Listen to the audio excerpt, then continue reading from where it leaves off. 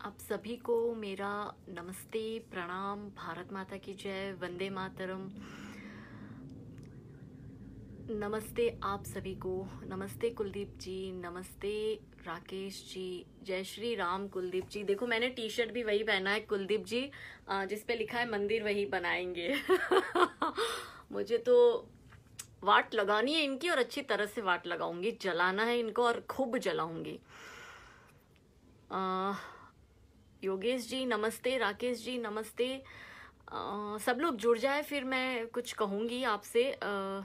इस वक्त 9 बजे, आई नो कि ये वक्त जो होता है हम सब लोग अपने काम से थके हारे घर पे आते हैं, फैमिली को भी टाइम देना ज़रूरी है। तो आप सब डेफिनेटली, मैं जानती हूँ कि इस वक्त अपने परिवार के साथ होंगे और उनको वक्त देना ज़रूरी होता है। और इस वक्त में भी अगर आप मेरे लिए वक्त निकाल रहे हैं और मुझे सुन रहे हैं तो ये मेरे लिए बहुत बड़ी बात है। सीरियसली बहुत बड़ी बात है। Kamal ji thank you so much. Ram Ram ji, Gaurav Jaiswal ji, Sanjay Chauhan ji नमस्ते आपको भी। आपको देखकर बहुत खुशी हुई। संदीप भाई thank you so much. Sandeep भाई मैं एक्चुअली बिजी थी, आपने जो मुझे पोस्ट करी थी सबसे पहले तो आपको बहुत बहुत बधाई। संदीप जी को सब लोग बधाई दीजिए, संदीप राणा हिंदुस्तानी को। इनको कुछ मुझे एग्जैक्टली नहीं पता बट कुछ इन्हें अच्छा सा पद मिला है इनके शहर में, तो आपको उसके लिए ढेर सारी बधाई। और मैं डेफिनेटली आपके लिए पोस्ट करूंगी, आपको बधाई दूंगी। मैं आपकी आईडी भी बैंड कर दी एफबी ने। प्रदीप जी ये बड़ी बुरी बात है, एफबी कभी कभी बहुत बायस हो जाती है, उसको मुझे लगता है कुछ नहीं होता है फिर भी उनको वो सेंसिटिव कंटेंट लगता है, और जहाँ भर भर के खुलेआम गालियां दी जाती है वो सेंसिटिव कंटेंट नहीं होता है। तो मैं एक मुस्कान जी नमस्ते, जय श्री राम आपको भी। मुझे लगता है कि ये एक ऐसी चीज है कि कुछ ग्रुप्स बने हुए हैं इन चांडाल चौकड़ी के, जो मैं चांडाल चौकड़ी बोलती हूँ। कांग्रेस, कम्युनिस्ट, मीडिया और बॉलीवुड, इन 4 लोगों के एक पूरे ग्रुप बने हुए हैं, जिस ग्रुप में जिनके साथ में बहुत से लोग काम कर रहे हैं, इनकी एक टीम काम करती है।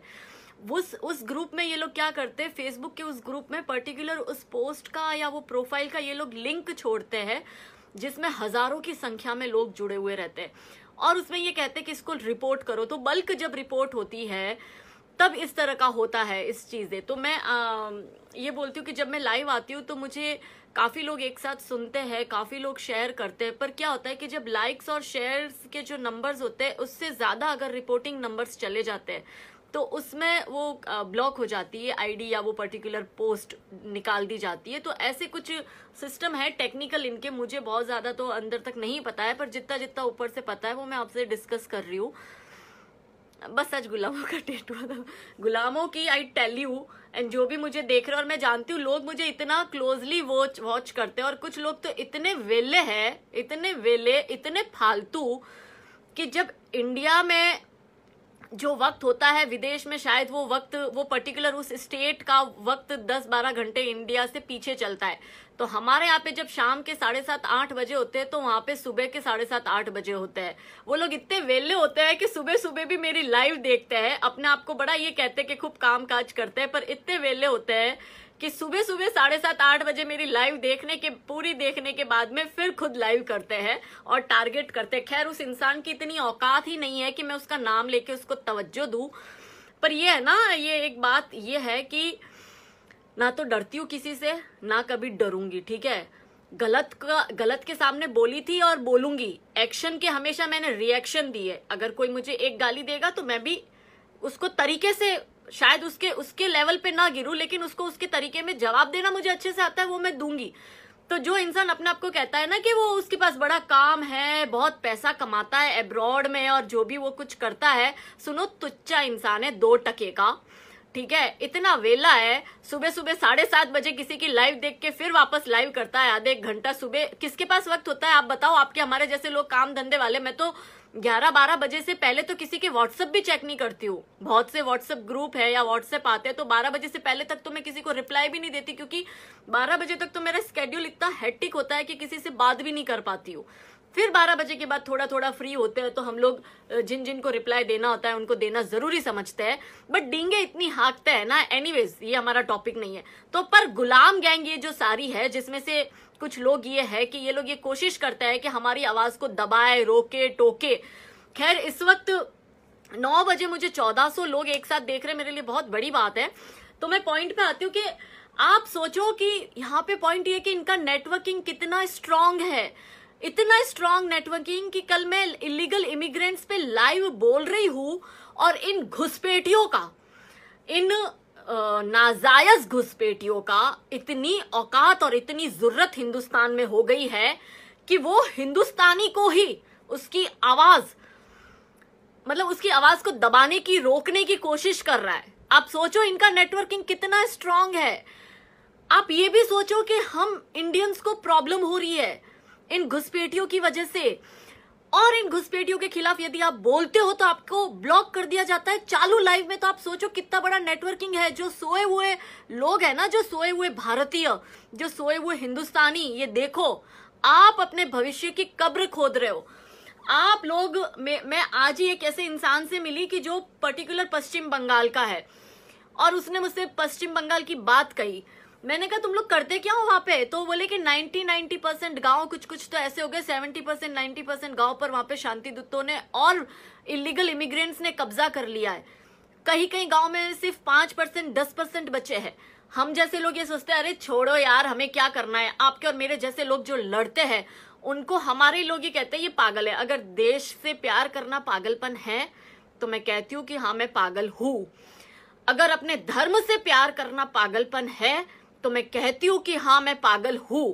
अपनी धर्म की रक्षा के लिए अगर मैं आगे आती हूँ और इतने लोगों से लड़ती हूँ, इतने मुझे थ्रेट मिलते हैं, इतनी मुझे फैमिली की धमकियां मिलती है, पर मैं फिर भी डरती नहीं हूँ। इतनी बिंदास अपने फैमिली के फोटो पोस्ट करती हूँ, अपनी पर्सनल लाइफ आप लोगों के साथ शेयर करती हूँ, क्योंकि मैं भी आपकी तरह एक आम इंसान हूँ और मेरी जिंदगी एक खुली किताब है। मैं दूसरों की तरह हाई प्रोफाइल दिखाने का नाटक मुझे आता नहीं है। अब आपकी तरह मैं अपने आप को नॉर्मल समझती हूँ। बहुत से लोग कहते हैं कि आप अपनी पर्सनल पिक्चर्स मत डाला करिए, ये मत करिए। गलत जिसको करना है वो करेगा ही, ठीक है, उससे। और मैं डरती भी नहीं हूँ। शायद मैं डरती तो मैं शायद अपने पर्सनल पिक्चर्स या अपने, मुझे जो फैमिली के थ्रेट मिलते, मुझे यहाँ तक थ्रेट मिल जाते हैं कि आपका बच्चा जब स्कूल जाता है और मान लो कि उसकी स्कूल की बस कोई उड़ा दे या एक्सीडेंट हो जाए या कोई बॉम्ब फोड़ दे, यहां तक कि मुझे धमकियां मिलती है, बट मैं फिर भी लड़ रही हूं। और अगर ये लड़ना पागलपन है तो मैं हूं पागलपन, क्योंकि कहीं ना कहीं आप जैसे नामर्दों के हिस्से की लड़ाई हम जैसे लोग लड़ रहे हैं ताकि आपका भविष्य और हमारा भविष्य सुरक्षित रहे। खैर, अभी 1500 लोग ज्वाइन हो चुके, तो अब मुझे लगता है कि अपनी बात कहनी चाहिए कि सबसे पहले मैं आप सबको दिल से इतना धन्यवाद देती हूँ, कोटि कोटि मैं आपको वंदन करती हूँ कि कल से अभी तक में इतने लोगों ने मुझे टैग कर कर, हजारों में लोग मुझे पोक करे हैं ताकि मेरी आईडी फिर से आ जाए, और ये उसी का नतीजा है कि मेरी आईडी फिर से आई। आप लोगों ने मुझे बहुत सपोर्ट किया, बहुत लोगों ने टैग किया, ट्विटर पे भी किया, फेसबुक पे भी किया। ट्विटर पे मुझे इतना ज्यादा सपोर्ट मिला है, मुझे आज तक इतना बड़ा रिस्पॉन्स ट्विटर पे नहीं मिला जो मुझे कल फेसबुक पर ब्लॉक होने के बाद मिला। तो मैं ट्विटर पर भी सबकी बहुत बहुत कृतज्ञ हूँ। फेसबुक पे बहुत ज्यादा कृतज्ञ हूँ कि मेरे कुछ पिछले जन्म के अच्छे कर्म होंगे कि मुझे आप जैसे इतने प्यारे प्यारे, इतने अच्छे भाई बहन साथी मिले जो मुझे इतना सपोर्ट करते हैं। बट पॉइंट इज कि ये लोगों का नेटवर्किंग इतना स्ट्रांग है कि आप अगर अगले 5-7 साल में नहीं जागे और नहीं लड़े, इसी तरह से मौन रहते रहे, तो आप लोगों का अंत जो है ना वो निश्चित है। आपका देश है ना, हिंदुस्तान की जगह रेडिकल इस्लामिक स्थान बन जाएगा और आप कुछ भी नहीं कर पाओगे। अपने देश में कश्मीरी पंडित हिंदू शरणार्थी है, क्या कभी उसके लिए सदन में चर्चा होते हुए या किसी को सिंपैथी होते हुए आपने देखा? कोई नेता, कोई राजनेता, आप समझ लीजिए देश का बाद में है, पहले उस कुर्सी का है। तो जनता जब तक नहीं जागेगी, जनता जब तक नहीं बोलेगी, अपने हक के लिए नहीं लड़ेगी, ये प्रॉब्लम आप लोग फेस करोगे। कल की लाइव के बाद मैं इतनी श्योर हो गई कि इनका नेटवर्किंग इतना ज्यादा सोशल मीडिया पर है, सोचो ग्राउंड पे कितना होगा। यूं ही हम लोग 8 राज्यों में माइनॉरिटी नहीं हुए और आज भी कैराना में हम माइनॉरिटी हो गए। पश्चिम बंगाल धूलागढ़ मालदा, पश्चिम बंगाल में धूलागढ़ मालदा रानीगंज आसाराम और आसाशार ऐसा करके कुछ कोई गांव है, वहां के उस बंदे से आज मेरी बात हुई थी। बहुत सारे ऐसी जगह है, पुरुलिया में जैसे कत्लेआम होते हैं। तो आप ये सोचो कि आप अपने भविष्य के साथ क्या कर रहे हो। हम सबको काम धंधे, खैर कोई लोग कहेंगे अभी क्या आ गई दलाल भाजपा की, या लोग अभी पर्सनल कमेंट करते हैं मेरे कपड़ों को लेके, मेरी ज्वेलरी को लेके या मेरे रहन सहन को लेके। तो भैया एक बात समझ लो, आप लोगों की तरह मुफ्तखोरी नहीं करी है। 17-18 साल की उम्र से कमा रही हूँ, अपने दम पे जी रही हूँ, ठीक है। इन अ सेम वे मेरा परिवार भी अपने दम पर जीकर, अरे उनको तो मार के भगा दिया था 1947 में, इतने रईस लोग थे वो, और वहां से पहने कपड़े मेरे परिवार को मार के भगाया है। 1947 की आजादी के वक्त जीरो से उन्होंने शुरुआत करी और आज एक मुकाम बनाया है, ठीक है। आप लोगों की तरह है ना, किसी के बसे बजाए घरों पे कब्जे नहीं किए हिंदुओं ने, या किसी के घर दबाए नहीं है। ये जो शांति दूत बैठे हैं और आज जो पैरवी कर रहे हैं, इनको अपने देश की नहीं पड़ी है, इन्हें सिर्फ अपने और अपने धर्म की पड़ी है। इनके लिए रोहिंग्या हो या बांग्लादेशी हो, जो भी हो, इनके लिए सबसे बड़ा इनका धर्म है, इनके लिए इनका देश नहीं। अगर देश होता तो ये एक होके कहते कि निकालो इन लोगों को, और मजा ले आज पूरा देश एक होके बोले तो किसी नेता, राजनेता, किसी कोर्ट या किसी जज की इतनी जरूरत हो जाए कि 30-30 साल लगा देते हैं ये लोग जजमेंट देने में। 1985 में एकॉर्ड आया था और तब बात हुई थी और अभी तक जजमेंट, अब उन्होंने जाके 29 साल बाद जजमेंट दिया है कि इसकी रिपोर्ट आप असम एकॉर्ड की पेश करो, और ये नेशनल रजिस्टर ऑफ सिटीजन पर आप, एनआरसी पर आप बात करो, और जो भी है इलीगल उनको भेजो वापस। बट एक प्रैक्टिकल पॉइंट कहती हूँ, कोई जाएगा नहीं जाएगा, कोई भेजा जाएगा नहीं भेजा जाएगा। किस तरह से भेजोगे आप? क्या ये आप बोलोगे निकलो और वो लोग निकल जाएंगे? ये लोग ऐसे हैं जो हमारे घरों पे कब्जा कर लेते हैं, ये निकल जाएंगे आपको लगता है? क्या करोगे? उठा के इनको फेंकोगे? प्रैक्टिकल नहीं है ये चीज, हमें नहीं पता, पर मुझे लगता है सरकार को भी यहाँ पे क्लियर करना चाहिए कि वो इनको डिपोर्ट किस तरह से करेगी। ना म्यांमार इनको लेने को तैयार है रोहिंग्या को, ना वो बांग्लादेश इन बांग्लादेशियों को लेने को तैयार है। वो रास्ता अपनाओ जो श्रीलंका ने किया है। मैं यहाँ पे साफ साफ आपको नहीं कह सकती हूँ, पर श्रीलंका ने जो रास्ता अपनाया है ना इन लोगों को, समझ रहे हो आप, वही रास्ता हिंदुस्तान को अपनाना चाहिए और इन लोगों को भेजना चाहिए। सीधे सीधे ना जाए तो वो रास्ता अपनाओ जो श्रीलंका ने अभी रिसेंटली अपनाया है। सब वहां के चुप, ये खबर बाहर भी नहीं आई है, बट अंदर अंदर क्या किया इन्होंने वो आप थोड़ा सा तफ्तीश करिएगा तो आपको पता चलेगा कि श्रीलंका ने क्या किया है। अब मैं आपको ये बता देती हूँ कि कल मेरा अकाउंट और मेरा पेज दोनों एक साथ ब्लॉक हुए 24 घंटे के लिए, क्योंकि अभी ओपन हुआ है, मुझे नहीं पता था कितनी देर के लिए हुआ है, लेकिन ओपन हो गया, मतलब 24 घंटे के लिए ब्लॉक हुआ था। आप लोग सब मिलकर, जो भी फॉलोअर्स है मेरे या जो भी आपके ग्रुप में, हम लोग सब मिलके अब एक सोल्यूशन पे आते हैं। हम लोग भी फेसबुक पर एक अपना ग्रुप बनाते हैं, पर्टिकुलर एक ग्रुप बनाओ। कौन जिम्मेदारी ले रहा है उस ग्रुप की वो मुझे बताओ।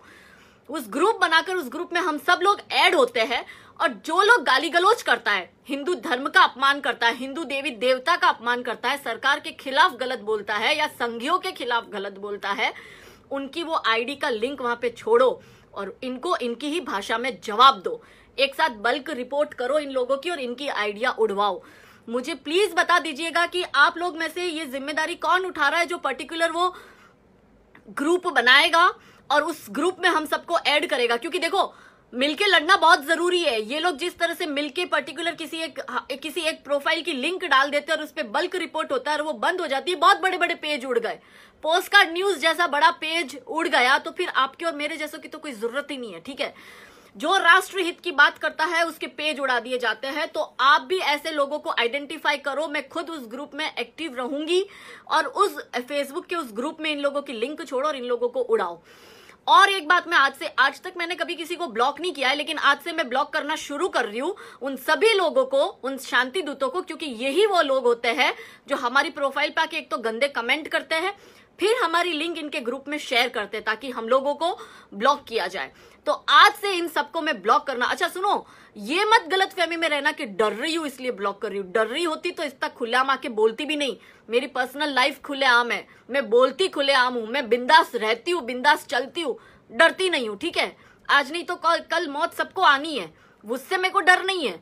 डरते आप लोग हो क्योंकि आप फेक आईडी बनाते हो हिंदू नाम पर, आप गाली गलोच करते हो, आप लोग गलत काम करते हो, सारे क्राइम में आप लोग रहते हो, अपनी आइडेंटिटी आप छुपाते हो। ये 40 लाख भी जो असम में घुसपैठिए मिले हैं, ये सारे के सारे 40 लाख फर्जी नाम से रह रहे, फर्जी आइडेंटिटी छुपा के। अगर तुम में जिगरा और गट्स है ना तो बोलो कि हाँ हम है इलीगल, सरकार तुम्हारे लिए कोई रास्ते निकालेगी। लेकिन तुम लोग इतने नामर्दो, औकात 2 टके की है नहीं तुम्हारी, और हम जो लीगल हिंदुस्तानी लोग हैं उनको तुम चैलेंज करते हो 80% को, या मैं यूं कहूं कि 100%, क्योंकि बाकी के 20% का मुझे पता नहीं है, वो अपने आप को हिंदुस्तानी समझते कि नहीं, आई डोंट नो। उनके लिए उनका धर्म बहुत पहले है। मैं किसी धर्म पर कटाक्ष नहीं कर रही हूं, लेकिन मैं सच बोल रही हूं, जो सच मुझे दिखाई देता है, जो सच है। अगर आप हिंदुस्तानी हैं तो आप प्रूव करिए, रोहिंग्या के खिलाफ बात करके, बांग्लादेशियों के खिलाफ बात कर, ये जो घुसपैठी है इनके खिलाफ बात कर आप प्रूव करिए कि आप हिंदुस्तानी हैं और आपको हिंदुस्तान से प्यार है, और आपको इस हिंदुस्तान की सिक्योरिटी की पड़ी है। हमारी और आपके जैसे लोगों की सिक्योरिटी का मसला है तब। Friends, please like and subscribe my YouTube channel Jai Bihar Bhojpuriya entertainment. Please like it friends.